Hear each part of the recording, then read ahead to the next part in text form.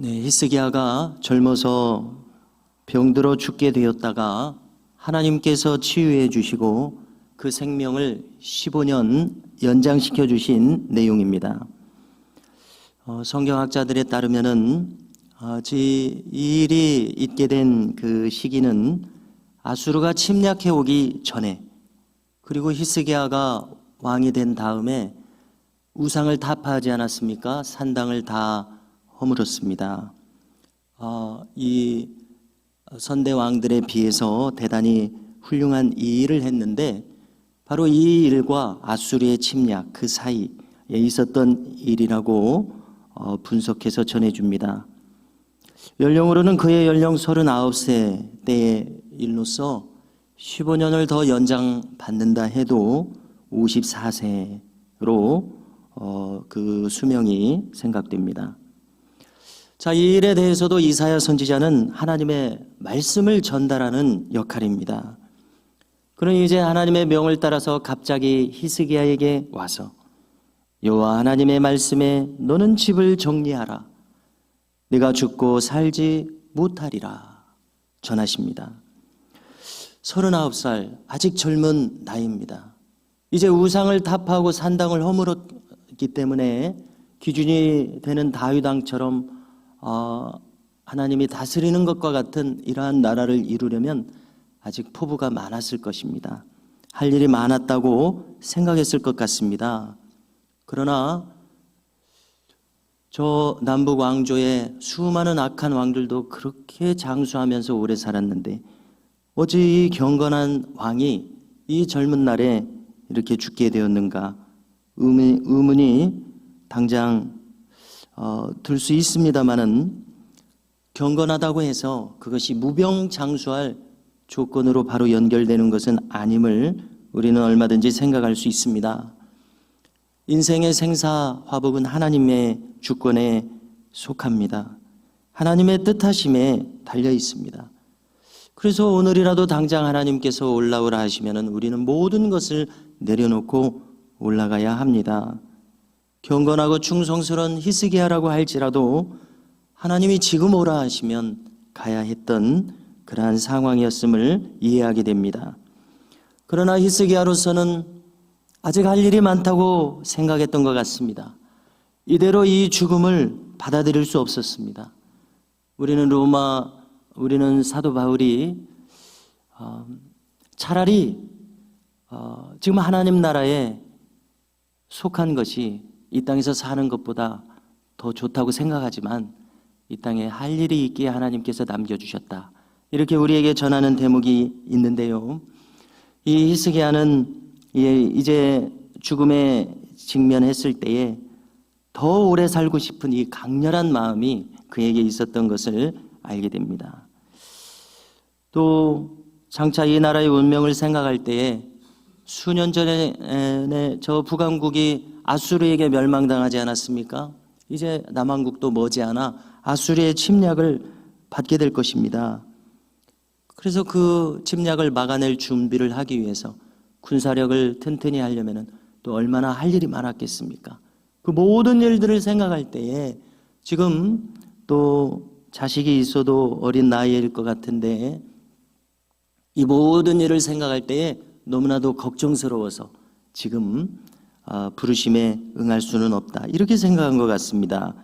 아무튼 그는 지금 나를 불러가시지 말 것에 대해서 특별히 기도하는 이 자세를 갖춥니다. 2절을 보니까 히스기야는 특별한 결심을 하고 그의 낯을 벽으로 향합니다. 그리고 여호와 하나님께 기도합니다. 참으로 이렇게 기도하는 것은 비범한 집중력을 가지고 기도하고자 뜻하였음을 알 수 있습니다. 그는 구하기를 이렇게 기도합니다. 주님, 저는 진실과 전심으로 주 앞에 행하였고 주께서 보시기에 선히 행한 것을 기억하옵소서. 여기까지 기도하고서 그는 이제 더 이상 말을 잇지 못하고 심히 통곡하는 그러한 시간으로 이어졌습니다. 자, 그는 참 간절하고 특별한 마음으로 기도한 것을 우리가 알 수 있을 정도인데요. 자, 우리는 이 기도합니다. 그런데 우리가 하는 기도가 반드시 우리가 원하는 대로 응답될 것이라고 기대할 수는 없는 것을 우리의 신앙 경험을 통해서 이미 알고 있습니다. 왜냐하면 우리가 뜻하는 대로 하나님이 조종되실 수 있는 분이 아니시기 때문에 그렇습니다. 또 우리가 말하자면 어린아이들처럼 때를 쓰듯이 기도해서 모든 상황을 우리가 원하는 대로 바꿀 수 있는 것도 아닙니다. 그리 생각해서도 아니 될 것입니다.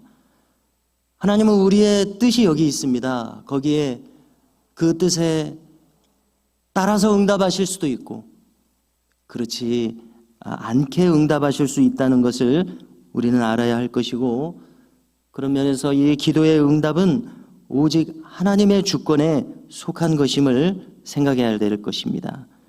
원하는 대로의 응답도 거절하심도 하나님의 뜻에 따라서 아마 우리에게 좋도록 그렇게 응답하시는 것일 것입니다. 그러므로 만일 우리가 원하였던 그대로 응답하신다면 이것 또한 역시 전적인 하나님의 은혜라는 것을 우리는 생각해야 할 것입니다. 우리가 간절히 구했기 때문에 하나님이 응답하셨다라는 것보다는 응답도 하나님의 은혜다. 이것이 올바른 생각일 것입니다. 이제 이사야는 히스기야에게 이 전가를 전한 후에 예루살렘 성읍을 가로질러서 자기 집으로 귀가하는 중이었습니다. 그러나 4절에 보니까 아직 성읍 중간에 이르지 않았는데도 하나님의 말씀이 그에게 임했습니다.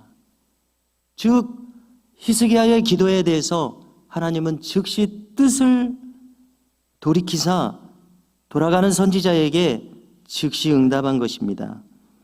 우리가 인상을 받기로는 이렇게 벽을 향하여 특별한 마음으로 기도를 했으니까 이 기도가 마치 40일 금식 기도처럼 엄청나게 오래 이루어졌을 것이다, 이런 인상을 받습니다마는 불과 한나절 안에 이러한 기도의 응답이 이루어진 것 같습니다. 하나님은 히스기야의 이 진실 어린 간구 그리고 통곡하는 모습을 통해서 무엇인가 하나님도 감동을 받으신 것 같습니다. 그래서 그 뜻을 돌이키신 것 같습니다. 그러므로 우리가 이 히스기야의 기도를 통해서 알 수 있는 것은 놀랍게도 어떤 기도는 하나님의 작정하신 뜻을 돌이키시도록 할 수도 있는 그런 기도가 있다는 것을 알게 됩니다. 이제 이사야는 다시 히스기야에게 가서 전합니다. 내가 내 기도를 들었고 내 눈물을 보았노라. 내가 너를 낫게 하리니 네가 3일 안에 여호와의 성전에 올라가겠고 네 날에 15년을 더할 것이며 너와 이 성을 아수르의 손에서 구원하고 내가 나를 위하고 또 내 종 다윗을 위함으로 이 성을 보호하리라. 응답하십니다. 여기 마지막 부분에 다윗을 위함으로 보호하리라. 그래서 우리는 잘 알고 있습니다. 이미 다윗과 영원한 언약을 맺으신 하나님 아닙니까? 그 다윗의 언약에 의해서도 하나님의 보호하심이 이렇게 이루어지는 것을 알게 됩니다. 자, 이어지는 장면은 이사야가 무화과 나무 반죽을 가져오라고 합니다. 그래서 상처에 올려둡니다. 그래서 이것은 상처의 상태를 살피는 용도였던 것 같습니다만은 아무튼 이 무화과 나무로 판별을 해볼 때에 상처가 나았다, 이렇게 확인해 줍니다. 히스기야는 여기서 징표를 구합니다. 제가 나아서 3일 안에 성전에 나아갈 것이라고 하셨는데 그 징표가 있나이까? 이사야 선지자가 대답합니다. 징표를 원하는 이 히스기야에게 한 징표가 이 말이이다. 해 그림자가 10도를 나아갈 것입니까? 10도를 물러갈 것입니까? 어떠한 징표를 원하는지 물었습니다. 히스기야의 생각에 해 그림자가 나가는 것보다는 뒤로 물러서는 것이 더 어려울 것 같으니까 물러갈 것이니이다 대답합니다. 이에 이사야가 즉시 간구합니다. 그러자 아하스의 해시계에서 진행했던 그림자가 10도 뒤로 물러가는 일이 생깁니다. 그래서 이 신비로운 일에 대해서 어떤 성경학자가 설명하려고 애를 쓴 것 같습니다. 그래서 이러한 설명을 내놓습니다. 이 공기 중에 빛이란 굴절하는 상황이 있다. 그래서 무엇인가 이 빛이 굴절하게 되어 그림자가 뒤로 물러가지 않았나 이렇게 설명하려고 애쓰는 것을 읽어봤습니다. 그래서 저도 한번 생각을 해보니까 우리가 이 하늘 위의 무지개를 보면은 빛이 굴절해서 생긴 것입니다. 그런데 이 무지개의 위치를 보면은 어느 하늘에라도 무지개가 나타날 수 있습니다.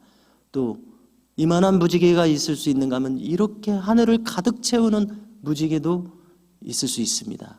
이것을 생각해 보면은 이 빛이라고 하는 것은 언제 어디서든 어떻게든 굴절해서 어느 방향에서든 빛은 그림자를 낳으니까요. 그림자를 낳게 할 수도 있을 것이다. 이런 생각도 해봅니다.